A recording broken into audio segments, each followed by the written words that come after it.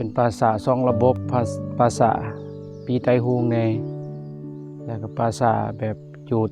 คนตายธรรมดาแน่คือความหมายของภาษานี่แหละป่าบวกสะเนาะป่าก็คือ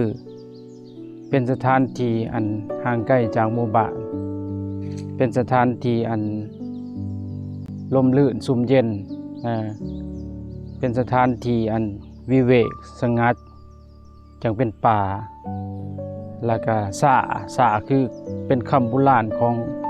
ความหมายว่าคือศพหรือว่าผู้ตายเรียกว่าสะป่าสะบวกกันเขาป่ากับสะก็ได้เป็นป่าสะเป็นสถานที่บ่อนเมียนศพบ่อนจูดศพบ่อนพังศพบ่อนเอาศพมาถิ่มเนาะเอาคนตายนั่นแหละมาถิ่มเอาผู้ที่ตายนั่นแหละมาถิ่มเนาะฉะนั้นเพิ่นก็ได้เอิ้นป่าสะแน่แต่ว่าความตายไผสิตายคนรวยก็สิตายคนมีก็สิตายคนดีก็สิตายคนชั่วก็สิตายขึ้นชื่อว่าความตายตายเบิดทุกคน